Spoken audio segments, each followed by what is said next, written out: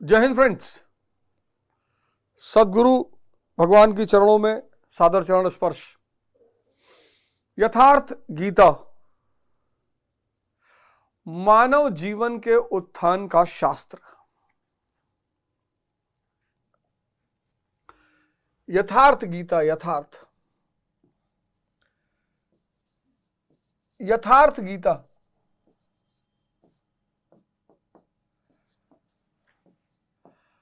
मानव जीवन के उत्थान,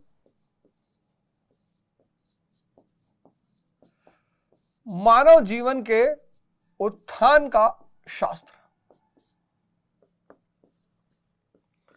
बहुत सारे लोग पूछते हैं कि भैया जीवन का उद्देश्य क्या है।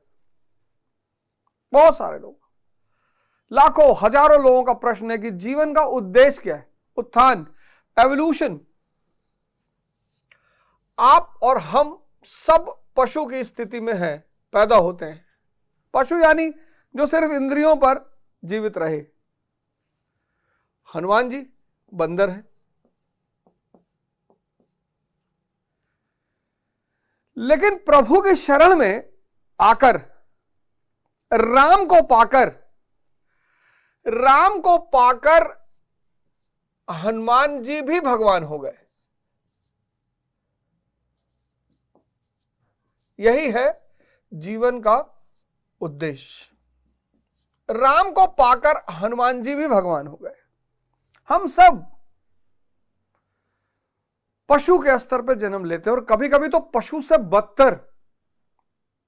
पशु का कम से कम धर्म बंधा हुआ है। बकरी घास खाती है, शेर मांस खाता है, सबका एक सीजन है प्रजनन का, सब उनका धर्म बंधा हुआ है। मानव तो स्वच्छंद है। मानव के जीवन से अगर धर्म निकाल लिया जाए तो जंगल से बुरी स्थिति हो जाए।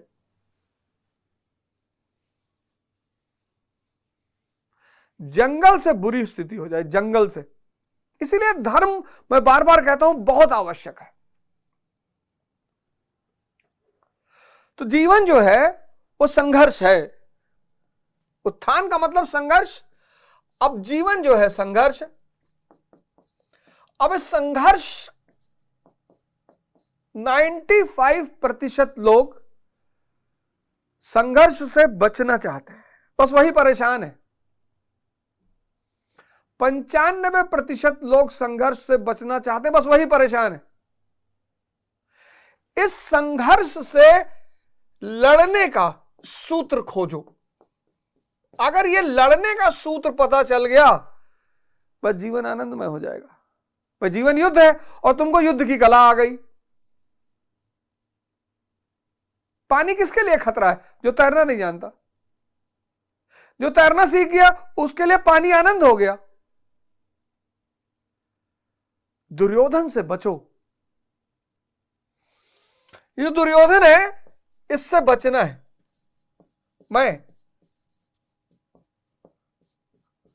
मैं दूषित धन, बाहर की तरफ भागता, प्रकृति की तरफ। बच्चे में दुर्योधन है ही नहीं।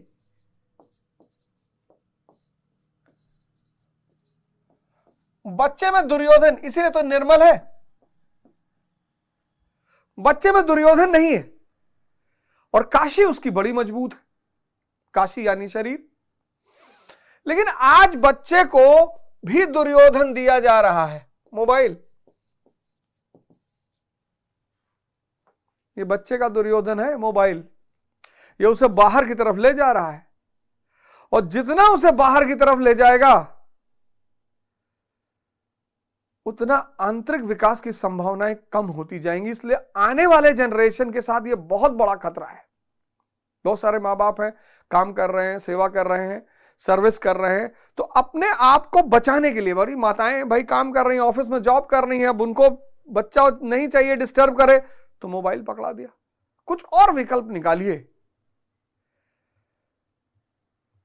हर चीज का कुछ ना कुछ अच्छा विकल्प होता है, कुछ और विकल्प निकालिए।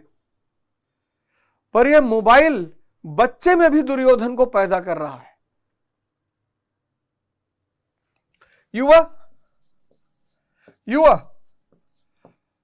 दुर्योधन आ गया, दुर्योधन आ गया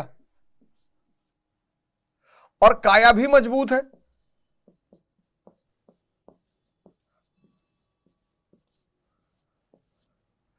दुर्योधन, मैं आ गया और काया भी मजबूत है।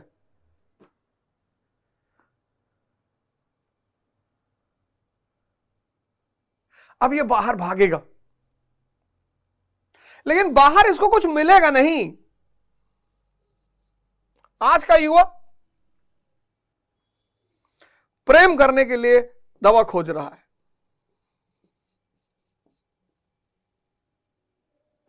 पढ़ने के लिए टीचर खोज रहा है,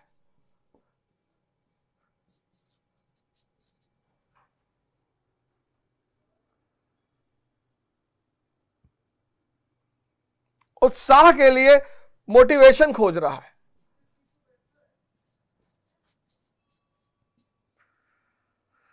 क्योंकि निरंतर बाहर भाग रहा है, निरंतर है ही नहीं अंदर। चैतन्य से उसका संबंध बिल्कुल टूटता जा रहा है, आंतरिक रूप से एकदम खोखला होता जा रहा है। प्रेम की दवा ढूंढ रहा है, प्रेम की।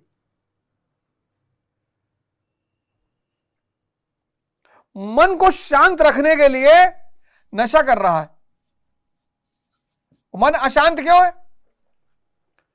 मन को शांत रखने के लिए नशा कर रहा है।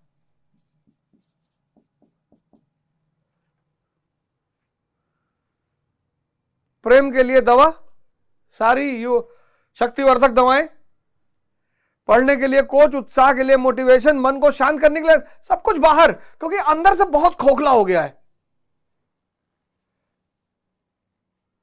उसका दुर्योधन बहुत मजबूत हो गया है, उसको पता ही नहीं चल पा रहा है। बाहर है, बाहर किताब पढ़ रहा है, कुछ हजम नहीं हो रहा है।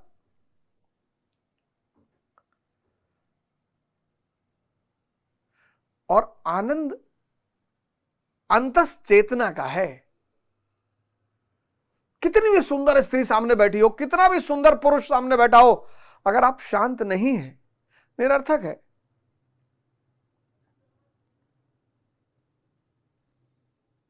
निरर्थक है। महा अजय संसार रिप, जीत सके सो वीर, तुलसीदास जी मानस में कहते हैं, महा अजय संसार रिप, जीत सके सो वीर। संसार ही दुश्मन है। बाहर जितना जितना बाहर भागोगे, इसलिए युवाओं को ध्यान करना चाहिए। और जब युवा अवस्था ध्यान में बीतेगी, ध्यान में पढ़ाई करो, ध्यान में प्रेम करो, ध्यान सब कुछ ध्यान में करो। हर कृत्य को ध्यान बना लो, खेलने को ध्यान बना लो, सारे कृत्य को ध्यान बना लो। क्योंकि अगर ऐसा नहीं हुआ तो जो तीसरा चरण है, वृद्धावस्था, वृद्धावस्था, अगर यहां दुर्योधन बहुत मजबूत हो गया, दुर्योधन अति मजबूत, अति, और काया काशी कमजोर हो जाएगी, इंद्रिय सुख खत्म हो जाएगा, बस यही नर्क हो जाएगा। यही है नर्क कि 70 साल की उम्र में कर कुछ नहीं सकते, तमन्ना सारी है, तमन्ना सारी बची है और ताकत है ही नहीं। तब इससे क्या होगा?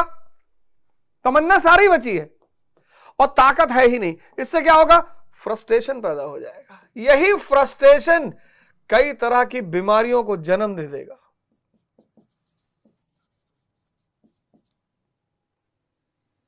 और इन बीमारियों के साथ अगर 70 से 90 तक जिंदा रहना पड़ा, बस वही नरक है।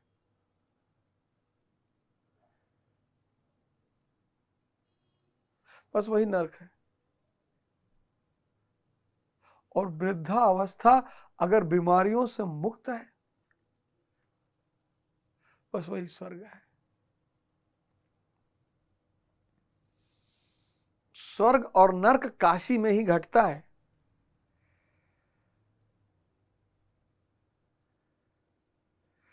तो पिछले जो एपिसोड था उसमें मैंने एक आदमी का नाम लिया, आपको बताया शिखंडी।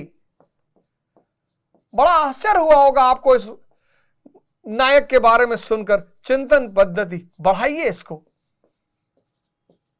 हर अर्जुन को जरूरत है, हर अर्जुन को इसकी जरूरत है। किसका विनाश करने के लिए? भीष्म का। यानी भ्रम खत्म, इच्छा खत्म। शरीर भोग नहीं सकते, गाड़ी भोग नहीं सकते, मकान भोग नहीं सकते, ये सब भोग ही नहीं सकते। तभी तो कहा गया सद चित आनंद। जिसका चित सत्य से जुड़ गया बस वही आनंद में है। तो जब शरीर भोग नहीं सकते तब बस एक बात क्लियर हो गई कि पत्नी को सम्मान करना है, इज्जत देना है।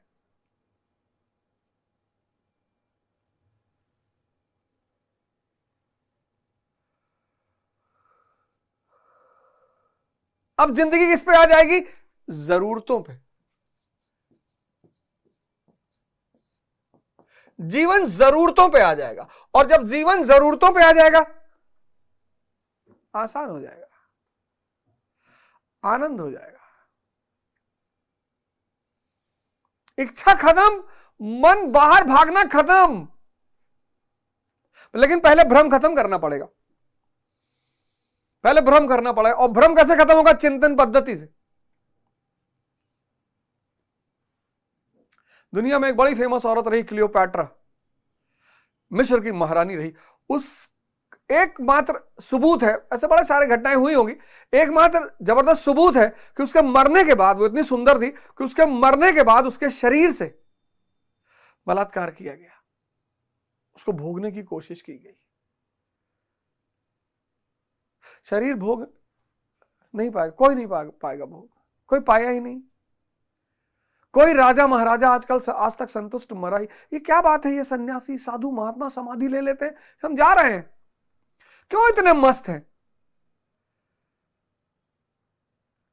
ये हमारे गुरु महाराज अलगानंद महाराज, उनके गुरु भाई दारकुंडी महाराज, फिर ऐसे न जाने कितने महाराज जी लोग, ये सब क्यों मस्त हैं? इन्होंने दुर्योधन को देख लिया, और दुर्योधन को इन्होंने क्या किया है? धनंजय में परिवर्तित कर दिया है। आत्मिक संपत्ति, दूषित धन को आत्मिक संपत्ति से कब्जा कर लिया है। और इन सब के पास आश्रम में एक कृष्ण है।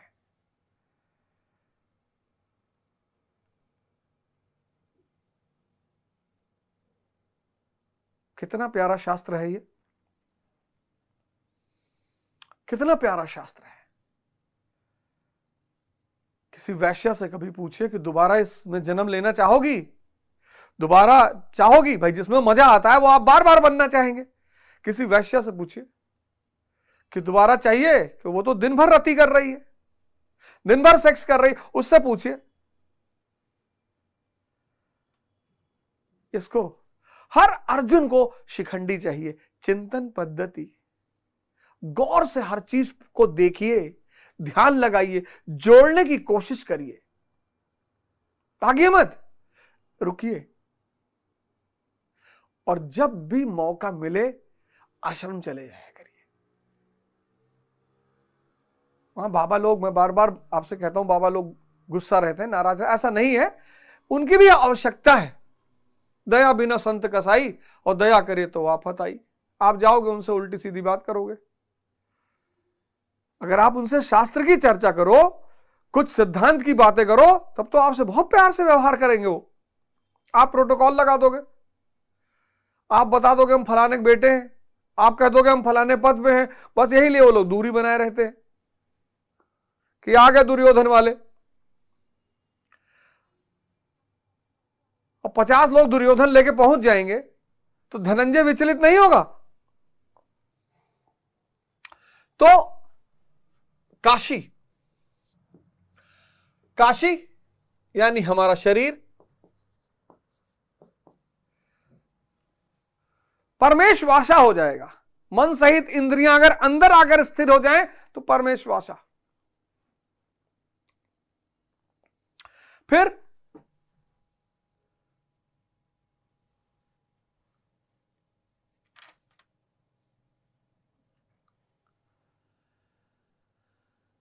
इस काशी को शिखंडी रूपी महारथी का सहारा, शिखंडी यानी चिंतन पद्धति। काशी को क्या चाहिए? चिंतन पद्धति। हर अर्जुन की जरूरत है। फिर अचल मन, विराट दृष्टि,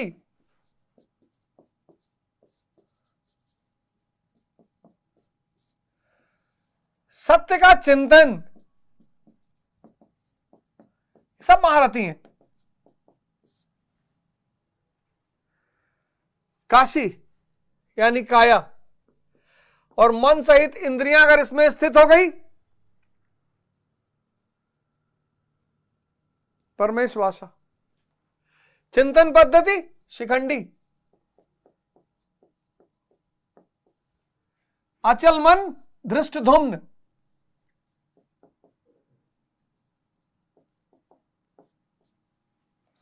विराट सात्विक,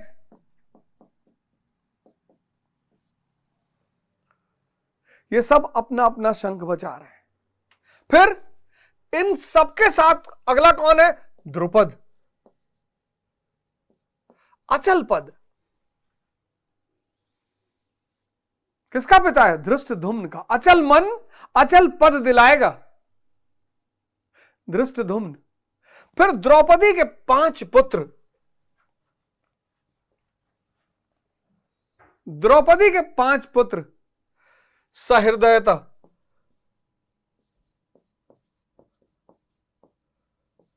वात्सल्य,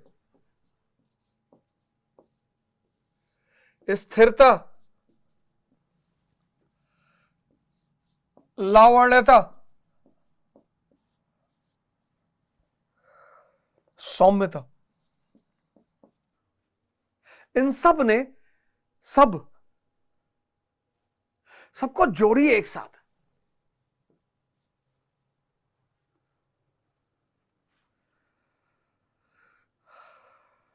कौन है दुश्मन?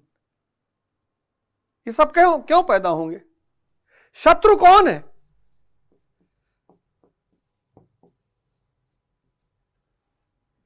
कौन है शत्रु? अगर मन अशांत हो तो पूरी दुनिया शत्रु है। आप बाहर भागोगे, दुर्योधन बाहर भागेगा। दुर्योधन का कोई बाहर अच्छा मित्र हो ही नहीं सकता।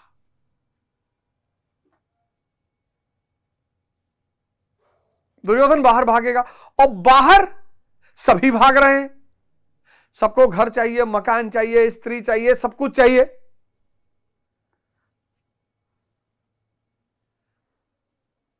तो कहां किसी के लिए वात्सल्यता पैदा होगी? कहां किसी के लिए सहृदयता पैदा होगी? कहां स्थिरता पैदा होगी? कहां लावण्यता पैदा होगी? कहां सौम्यता पैदा? हो ही नहीं सकता। एक अचल मन जिसकी दृष्टि विराट पर है, एक अचल मन जिसकी दृष्टि विराट पर है, और जो हमेशा सत्य के चिंतन में है। 8 लाख किलोमीटर प्रति घंटा की रफ्तार से हमारा सूर्य गैलेक्सी के चक्कर काट रहा है। 8 लाख प्रति घंटा, और 25 लाख प्रति घंटा के रफ्तार से हमारी गैलेक्सी ब्रह्मांड में घूम रही है।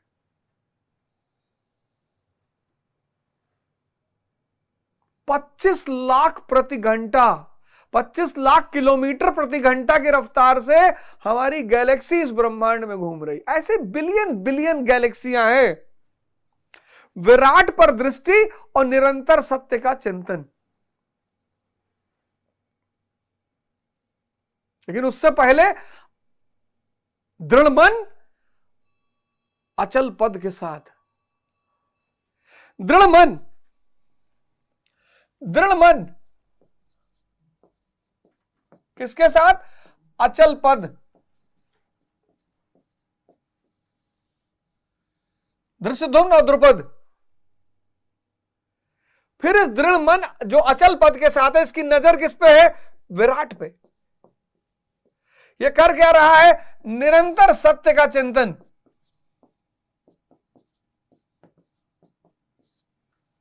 इसके पास एक मजबूत चिंतन पद्धति है। शिखंडी इसका साथी है। इसकी काशी में ही, काशी यानी शरीर, इसमें इंद्रियां और मन स्थित हो चुके हैं।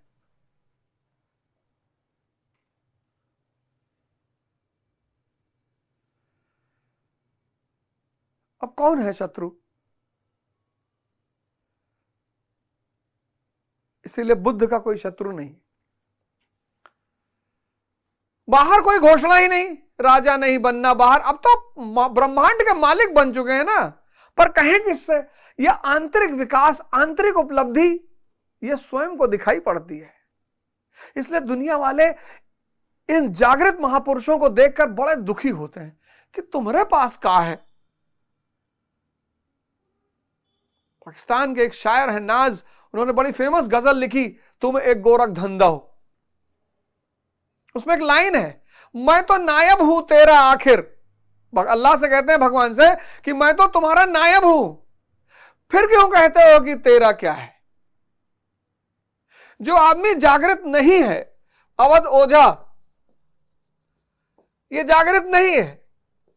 इसके पास एक मकान है, इसके पास एक गाड़ी है, इसके पास एक पत्नी है, 3 बच्चे हैं। यह इसी में ऐंठा हुआ है। और गुरु महाराज के पास,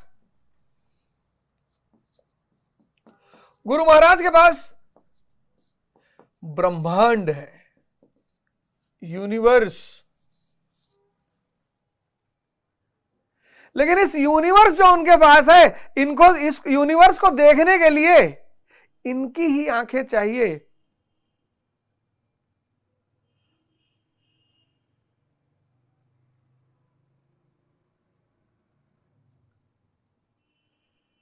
इसको लगता है कि अबे मैं फॉर्च्यूनर से आश्रम आता हूं। गुरु महाराज भी हंसते हैं देख के। सारा ब्रह्मांड, सब कुछ इनका है। विराट पर जिसकी नजर हो, सत्य का चिंतन निरंतर बना हो, उसके अंदर स्वभावतः सहृदयता पैदा हो जाएगी। उसके अंदर स्वभावतः वात्सल्य पैदा हो जाएगा। उसके अंदर स्वभावतः स्थिरता पैदा हो जाएगी। उसके अंदर स्वभावतः लावण्यता पैदा हो जाएगी। उसके अंदर स्वभावतः सौम्यता पैदा हो जाएगी।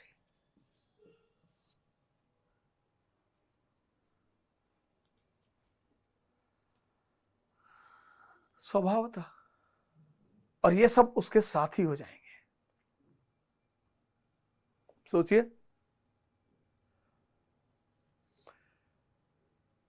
ये डायग्राम दिया हुआ है यथार्थ गीता में। मानव उत्थान का शास्त्र। गुरु महाराज को सत सत नमन है। और आश्रम में जितने बाबा लोग हैं सबको सत सत नमन है। मैं तो जाता हूं, कभी कभी कोई मुद्दा फंस जाता है, मैं जाता हूं, बाबा लोगों से चर्चा करता हूं, बात करता हूं, बताते हैं देखो ये ऐसे है, ये है। कितना बड़ा शास्त्र है ये।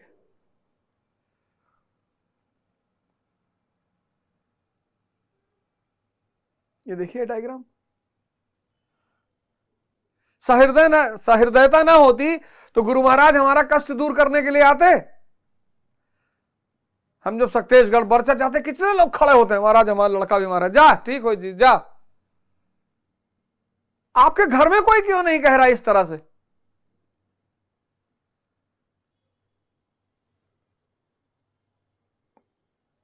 मैं हमेशा खुद से ही परेशान रहता, इसलिए आप महाभारत सीरियल देखेंगे ना तो दुर्योधन हमेशा क्रोध में है, अंदर से खोखला है ना, अंदर से खोखला है दुर्योधन। ये देखिए